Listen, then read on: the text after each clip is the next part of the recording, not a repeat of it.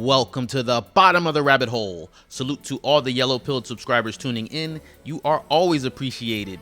In this video, we are going to discuss the Animatrix episode Final Flight of the Osiris and explain how this story ties into The Matrix Reloaded. Spoilers are absolutely required. And if this is your first time down here, or you want to know everything about the Matrix universe, be sure to like, subscribe, and hit the notification bell so you do not miss out on any future content. Final Flight of the Osiris is the very first episode of the Animatrix. It was written by the Wachowskis and directed by Andy Jones. The now extinct Square Pictures had just wrapped up production for the Final Fantasy film, and the Wachowskis liked the work they had seen from that project. They asked Jones if he would do Final Flight of the Osiris. The Wachowskis sent over a script and a 3D model of a Sentinel.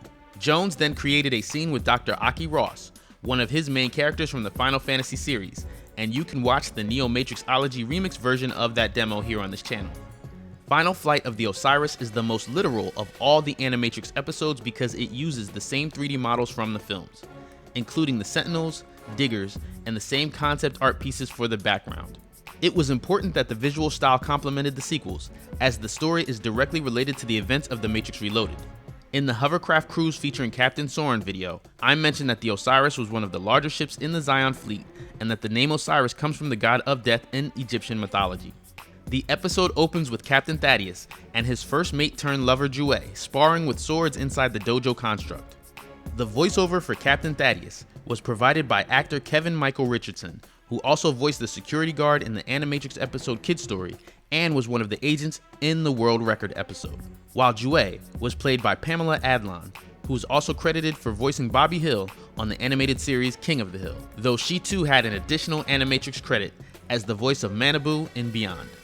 During the opening dojo scene, both Thaddeus and Jue are blindfolded, but striking with such precision that they slice each other's clothing off piece by piece without cutting one another in what appears to be an improvised, martial arts version of strip poker. After slicing off each other's clothing down to their underwear, the couple nearly locks lips, but they get interrupted by an alarm sounding off inside the construct. When they jack out of the construct, the ship's operator Robbie says that he had followed the captain's orders and they were headed toward Junction 21. In the name of continuity, this is the same Junction 21 that Captain Roland says the machines have taken in the Matrix Revolutions as they are trying to figure out a way to get back to Zion. Geographically, this suggests that Junction 21 is a main route back to Zion. In the Matrix Trilogy Timeline Explained video here on this channel, I pointed out that the ship's plaque displays the year 2079, which was shown briefly right after Thaddeus and Jue jacked out of the training construct. The Osiris was the ship that discovered the machine army preparing to make its way to attack the underground city. As soon as the crew realized that they were directly underneath thousands of machines, the ship was located by sentinels within the tunnels and they were forced to take an uncharted path in an attempt to escape. Captain Thaddeus orders the crew to man the gun turrets to fight off the chasing sentinels. During the chase, the ship bursted out of the tunnels and onto the surface. Jue states that she has never seen the surface before. Thaddeus replies that it is just one big graveyard. They soon notice that they are flying above the machine army. Once Jue identified the Diggers as tunneling machines, Thaddeus realized that they were directly above Zion. It isn't long before the Sentinel army becomes aware of the ship's presence and begins to chase them. Thaddeus says that Zion has to be warned about the machine army. He orders a broadcast for a data drop inside the Matrix. Jue volunteers to deliver the package. Thaddeus says he knows there isn't much time, but Jue is confident that she will make it. As she jacks into the Matrix, the couple share their final kiss and final goodbyes. Thaddeus sends Jue off into the Matrix, while the crew in the real world fights off the Sentinels so that she can reach the drop point. Jue jumps from rooftop to fire escape and then acrobatically makes her way through a power grid, making an intense high-impact landing. Meanwhile, in the real world, the Sentinels begin to breach the hull and force the ship's crash into the ground. When Jue reaches the mailbox inside the Matrix, there is an old woman there staring at her mail. Jue moves her aside saying, "Pardon me." The old woman says, "I'm sorry, I was in my own little world. Is it important?" And Jue replies, "Very," then drops the package into the mailbox. The old woman then says, "I hope it gets where it's supposed to go. These days you never know." Now we as the audience do know that the package was delivered successfully. In the Enter the Matrix video game, the package is retrieved during a mission, and the contents of the package are seen during the crisis meeting at the very beginning of The Matrix Reloaded. After Jue drops the package in the mailbox, she pulls out her official Matrix cell phone, aka the Samsung SPH N270, and calls the ship, but gets a busy signal, and she is unaware that the ship has crashed in the real world. Speaking of the real world, Vesuvius MXO uploaded an unboxing video of this product on his YouTube channel, and I'll leave a link in the description for anyone who's curious about what the phone actually looks like.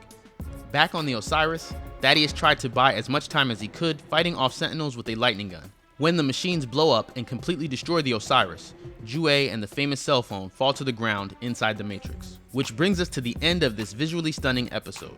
I don't think the final flight of the Osiris was filled with a lot of hidden meanings, but it directly tied into the Matrix Reloaded film and entered the Matrix video game.